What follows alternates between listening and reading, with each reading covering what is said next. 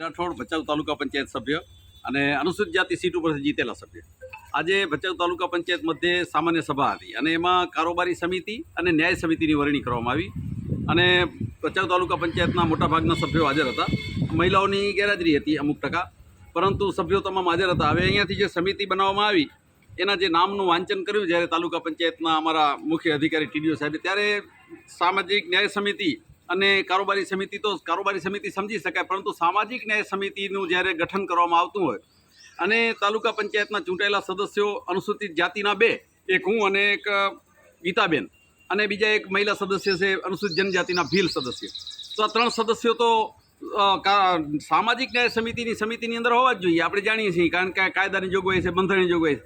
અનુસૂચિત જાતિનો હું હોવાને નાતે, એમાંય ભણેલો ગણેલો, એજ્યુકેટેડ, અને છેલ્લા 35 વર્ષથી સામાજિક ન્યાય અને જે અસમાનતા અને સામાજિક ભેદભાવોની જે લડત છે એ બાબતે હું લડતો આવું છું. અને ભારતીય જનતા પાર્ટી દ્વારા ઉપરથી એવી રીતે એક ગોઠવણી કરવામાં આવી કે 2 સદસ્યો ચૂંટાયેલા અને એક કોર્પોરેટ સભ્યની નિમણૂક કરી છે.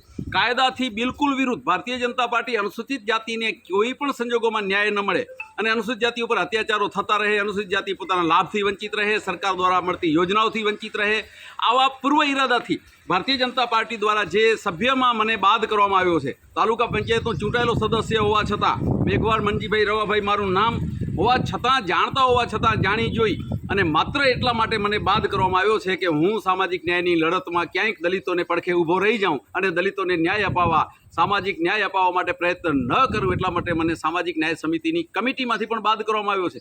આ કોઈ અહીંયાથી લેવાયેલો નિર્ણય નથી. હું માનું છું નથી, ભારતીય જનતા પાર્ટીની ઓફિસમાંથી લેવાયેલો નિર્ણય છે અને ભારતીય જનતા પાર્ટી બહુમતીના જોરે આ બધું કરવા માગે છે, પણ કાયદાથી ઉપરી નથી. અને જો કાયદાથી ઉપર હોત તો આણંદ અને મોરબીમાં કોંગ્રેસના પ્રમુખો ચૂંટાય જ નહીં, કારણ કે કાયદાના અનુસંધાને જ એવો બંધારણીય જોગવાઈઓ હેઠળ જ કોંગ્રેસના ભાજપની બહુમતી હોવા છતાં પ્રમુખ તરીકે એમને સ્વીકારવા પડ્યા. અને મને જે પ્રકારે સામાજિક ન્યાય સમિતિમાંથી બાદ રાખવામાં આવ્યો છે, એ સ્પષ્ટ ઈરાદો ભારતીય જનતા પાર્ટીનો, અનુસૂચિત જાતિ વિરોધી આ ભારતીય જનતા પાર્ટી જે યોગેશ બોક્સા છે એના સમર્થનમાં, એના જે નીતિ નિયમોને આધીન હોય એવું મને સ્પષ્ટ લાગે છે.